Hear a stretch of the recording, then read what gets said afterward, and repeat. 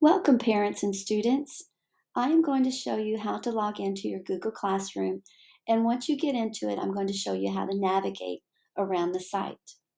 The first thing I want to do, though, is show you how to log into a computer that is not your student Chromebook. You will need to log into your student Google account in order to use a different computer. Go over to the right. If you see a blue sign-in button, go ahead and click on that button.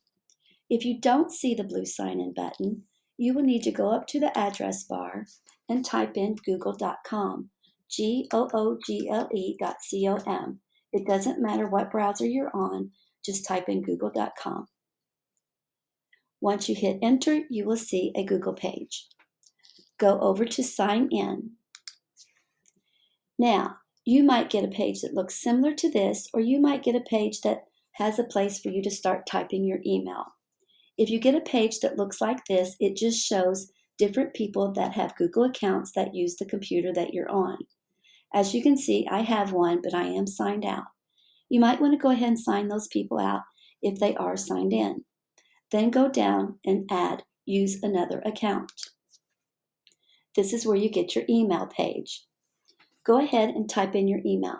Your student email is your 6-digit number, the same 6-digit number you use for reading counts and other programs. If you don't have it, you will need to contact your teacher in order to get the 6-digit number.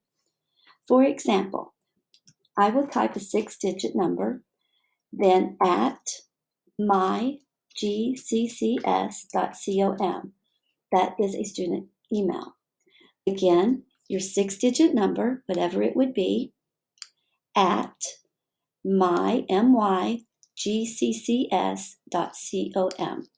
And that is your student email. Click Next. This is where you put your password in. The password is CanVan. I'm going to show it to you so you can see it. No spaces, all lowercase. CanVan. You would go on and click Next. I'm going to go back and click on my account because that is a fake account. So let me sign in.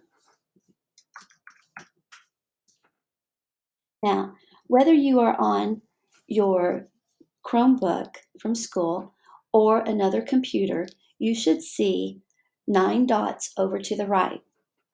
Click on those 9 dots. Those are your Google apps. You might find your Google Classroom in here. Sometimes it's not in there and you have to do something else, and I'll show you that. But scroll down to see if your Google Classroom is in here. The Google Classroom icon is a rectangle. It's green and yellow, and it looks like it has a person inside of it. If you see it, go ahead and click on it.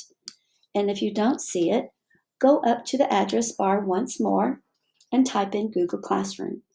Google space Classroom, Classroom, and hit enter.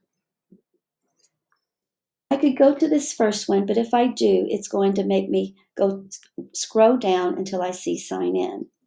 It's an extra step. Go down till you find one that just says Google Classroom, and it will take you directly to your Google Classroom. Once you're on your Google Classroom, I want to show you how to bookmark it to make it easy to find it from now on. Up here in this blue part, you see my arrow going across. This is called a bookmark bar. You see different bookmarks here. The bookmarks are to get to things quickly. Go over to your address bar and go all the way over to the right, and you will see a star. My star is blue. Click on that star. This is where I'm going to bookmark my Google Classroom. You see name. It may say Google Classroom already. If it doesn't, go ahead and type in Google Classroom. And then it says folder. It should say bookmarks bar. If it doesn't, go to the arrow to the side, click on it, and scroll down till you see bookmarks bar, and click on that. Then you are done. Your star should be blue, and your bookmark should be at the very top. This is where it gets tricky. If the student has a lot of bookmarks, then it may not show up at the top. See, my Google Classroom is right here. If I click on a new tab, all I have to do is click on Google Classroom, and it takes me right there. But if you have a lot of tabs, it's not going to show up there. You would have to put it there. But go over to your little arrows over to the right. These are hidden bookmarks. Now I have a lot, as you can see. Hopefully your child won't have as many. If you go to the bottom of the list, that's where it usually goes. You can click on the Google Classroom and you should see it at the bottom. I will tell you, you can move these up and down if you want to. So you can move it to the top if you would like to do that. You could even move it here, but you'll have to delete some of them in order for it to get there. And that's how you bookmark your Google Classroom. Now, this is the main page of the Google Classroom. You should see one Google Classroom with your teacher's name on it. You should also see another one with special area, I think. Now, you might see some more from teachers that you've had in the past, but don't worry about those. Those are just classes they haven't archived yet. So go to the one that has your teacher's name on it. This is the main page once you get to your teacher's page. You see Stream at the top. On the stream, you will see announcements. Your teacher might make an announcement. Sometimes teachers do this a lot. Some teachers don't use it very much. They might want to tell you something. So do pay attention to this page to see if there's a new announcement. It will always be at the top. The new ones will be. Every time your teacher posts an assignment, it will also pop up on the stream page. This is not where you go to get your assignments, though. You can see what she's posted or he's posted, but you want to go to your classwork to get to the assignment. Over to the left, this is very important. You will be having Google Meets, and this is how you join your Google Meet. You will click Join, and it will bring you to a page, and you will see probably a picture of you, or not a picture, but it will be you in a screen. Over to the right, once you click on it, you will see another button that says Join. Once you get into that page, you will join it again. Then the teacher will be there and you will be able to talk to the teacher and see the teacher and other students. If a pop-up box pops up anywhere on the page that says your computer is trying to access the microphone, please accept that. Say yes. You might also get one that says your computer is trying to access video camera. Say yes, because you will need those things on the Google Meet. So just make sure you join, and then you'll have to click Join again. Now we're going to go see the assignments. Go up to Classwork. Different teachers set up their Google Classroom different ways. This one is set up with topics. For instance, they have reading, attendance, and math. Under the reading, there are the reading assignments. Then you have the math assignments. Once you see an assignment, you need to click on it because it gives you more information. This is one thing some students would forget to do. They would just think that's the assignment and they wouldn't know what to do. Click on all the assignments that you see to make sure you can see the directions, because sometimes teachers will put directions on there, and you might have something that you need to download. You will also see the due date. So just make sure that you always click on the assignments when you see an assignment. Over to the topics at the left, you can get to things quicker if topics are set up. For instance, if I want to get to my math one real quick, I just can click math and it will pop up. You can stay on all topics, it doesn't matter, and all you do is just scroll up and down and you can see everything. I want to show you one more thing, and it's not on this classroom, but let me show you on another one. If you want to get back to your main page, go over to the three lines and click on the main menu, and then you will see Classes. Click on Classes and it takes you back to the main page. I'm going to go into this classroom so I can show you this. Go to the classroom. When you are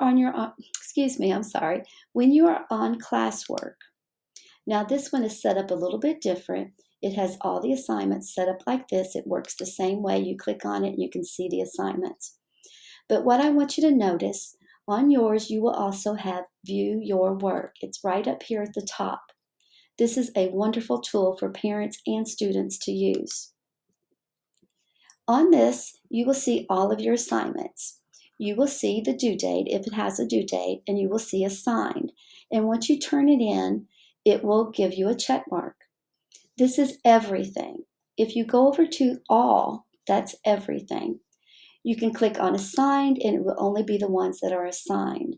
You can click on returned and it will show all the things that the teacher has returned to you. But this is the one that is the best, missing.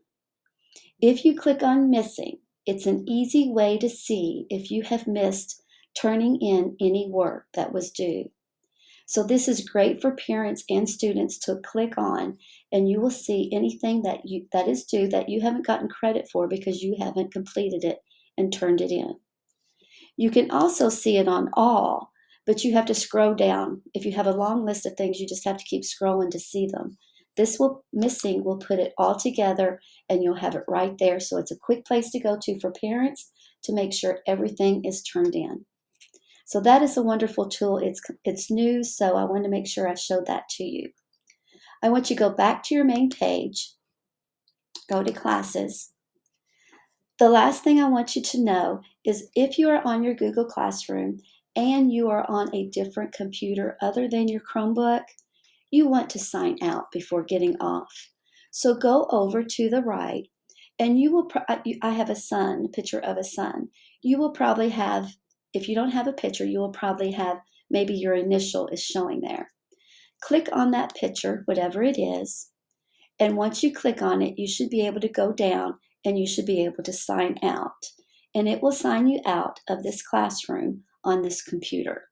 If you're on your Chromebook, you don't have to worry about doing that because you are the only one that uses your Google account on your Chromebook. So that is all that I have for Google Classroom. If you have any questions, please don't hesitate to reach out to your teacher. We are always willing to help parents at home when new technology or any type of technology is being used at home for school. Thank you and have a nice evening.